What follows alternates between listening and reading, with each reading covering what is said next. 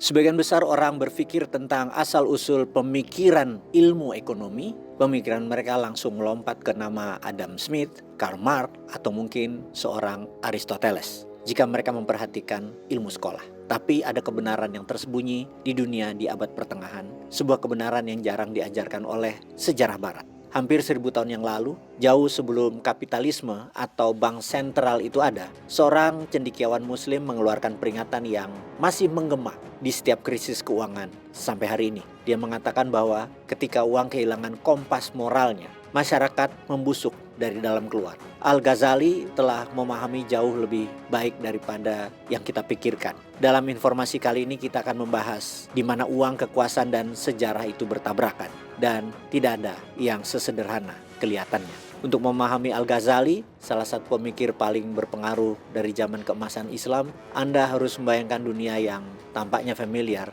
tapi asing. Tahun itu sekitar 1100 Masehi, Eropa terfragmentasi dan miskin, masih merangkak keluar dari puing-puing abad pertengahan awal. Sementara itu dunia Islam membentang dari Al-Andalus di Spanyol hingga Persia dan sekitarnya. Kota-kotanya kaya, ramai, canggih. Baghdad, Damaskus, Kairo itu adalah pusat kekuatan keuangan dan intelektual. Jalur perdagangan berdenyut dengan karavan yang membawa sutra, rempah-rempah, tekstil, dan perak. Para cendekiawan memperdebatkan filosofi, hukum, astronomi, kedokteran. Pasar sangat sibuk. Kekaisaran sangat kaya, dan kekayaan mengubah masyarakat lebih cepat daripada yang bisa dipahami sebelumnya oleh siapapun. Di dunia perdagangan yang booming dan meningkatnya ketidaksetaraan, muncul seorang cendekiawan bernama Abu Hamid Al-Ghazali. Sebagian dirinya adalah filsuf, sebagian adalah ahli hukum, sebagian adalah teolog, dan sebagian dirinya adalah seorang kritikus. Anggap dia sebagai jenis pemikir yang bisa menjelaskan tujuan jiwa dan tujuan sistem mata uang tanpa berkedip. Lahir pada tahun 1058 di Persia, Al-Ghazali naik dengan cepat melalui jajaran intelektual. Pada usianya di pertengahan 30-an, ia memegang salah satu posisi mengajar paling bergengsi di dunia Islam.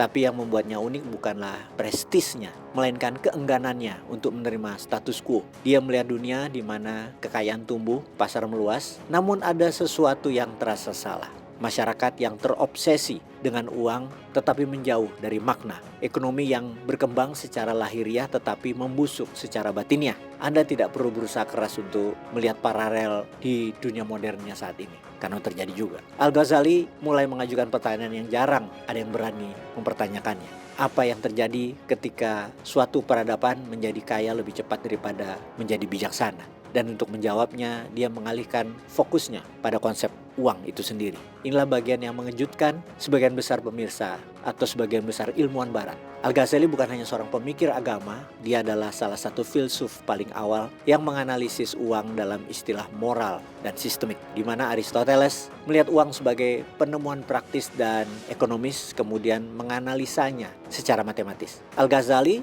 memeriksa dampak psikologis dan spiritualnya pada masyarakat. Dia melihat bagaimana uang membentuk perilaku, insentif, kepercayaan, dan pada akhirnya nasib suatu bangsa. Untuk memahami ide-ide ekonominya, Anda harus terlebih dahulu memahami bagaimana dia melihat uang. Pada intinya, bagi Al-Ghazali, uang tidak dimaksudkan untuk disembah, ditimbun, atau digunakan sebagai simbol status. Uang itu hanya alat, tidak lebih. Fasilitator pertukaran. Dia membandingkan uang dengan cermin. Cermin tidak memiliki nilai sendiri. Nilainya berasal dari apa yang dipantulkan cermin tersebut.